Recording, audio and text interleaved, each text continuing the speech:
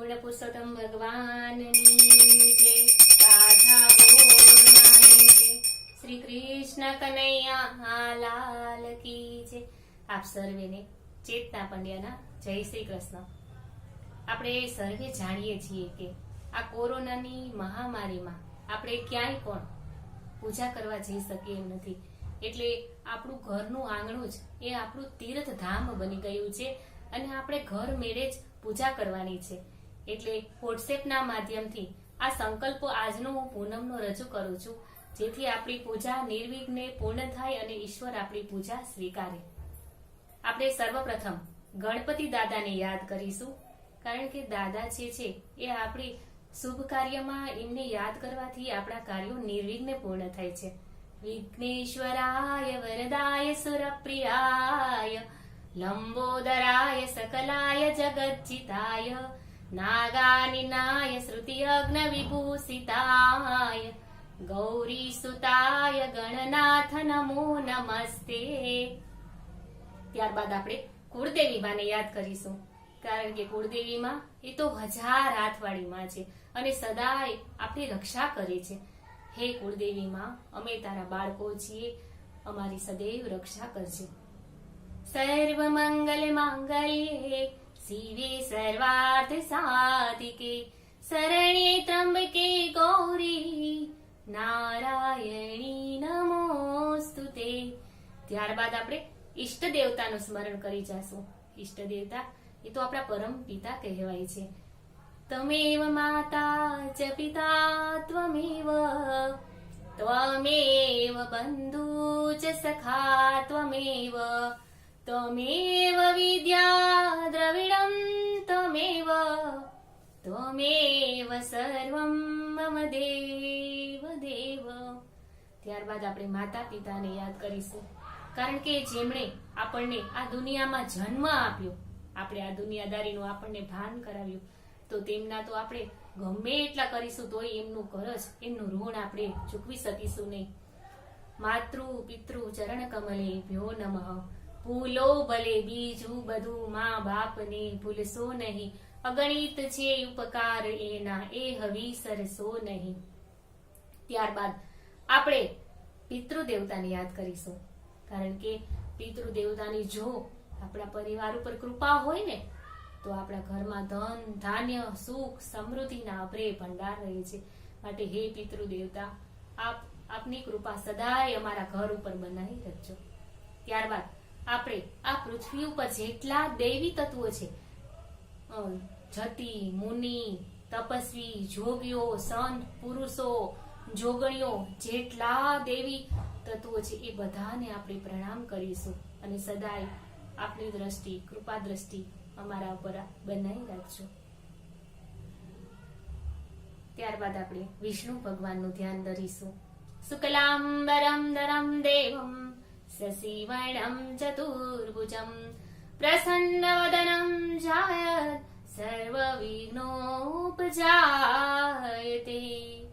તદેવ લગ્નમ સુદિનમ તદેવ તારાબલમ ચંદ્રબલમ તદેવ વિદ્યાબલમ દેવબલમ તદેવ લક્ષ્મીપતે દેદિયુગમ સ્મરામી. ત્યારબાદ આપણે સંકલ્પની શરૂઆત કરીશું. બધા 3 વખત હાથમાં જલ અને તુલસીનું પાન રાખજો અને 3 વખત બોલજો, ઓમ વિષ્ણવે નમઃ, ઓમ વિષ્ણવે નમઃ, ઓમ વિષ્ણવે નમઃ. આપણે સંકલ્પની શરૂઆત કરીશું.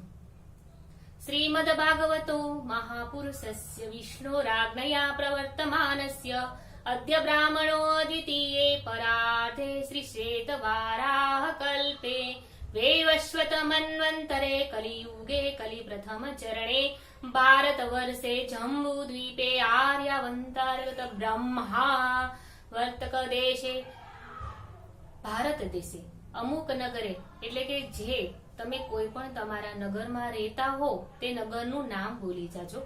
શ્રી શાલિવાહન શાકે અમુક શાકે શ્રી વિક્રમ સંવંત 2074 સંવંતના પરસોત્તમ માસના પૂનમની તિથિએ દેવગુરો શેષેષુ ગ્રહેષુ યથા યથા રાશિ સ્થાન સ્થિતેષુ થત્સુ એવં ગ્રહ ગણ ગુણ વિશેષણ વિશિષ્ટયામ શુભ પુણ્યમ તીર્થો.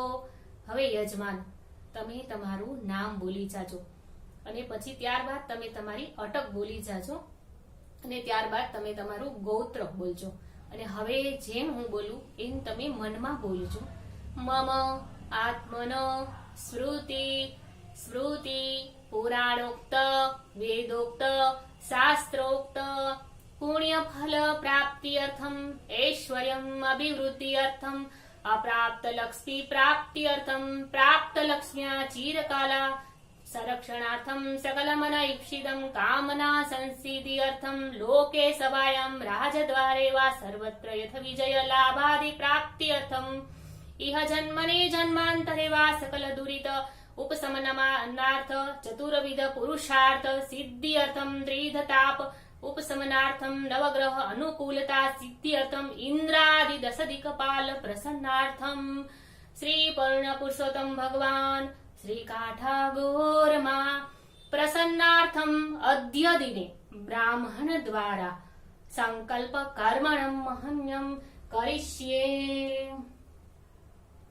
હે ઈશ્વર, આજે અમે આ સંકલ્પ દ્વારા અમે અમારી પૂજાની શરૂઆત કરીએ છીએ. અમારી પૂજામાં જો કાંઈ પણ ભૂલચૂક થઈ હોય તો અમને તમારા બાળ જાણી અને માફ કરજો. જેવો છું તેવો હું બાળ તમારો. કારણ કે અમે હે ભગવાન અમારી કાલી ઘેલી ભાષામાં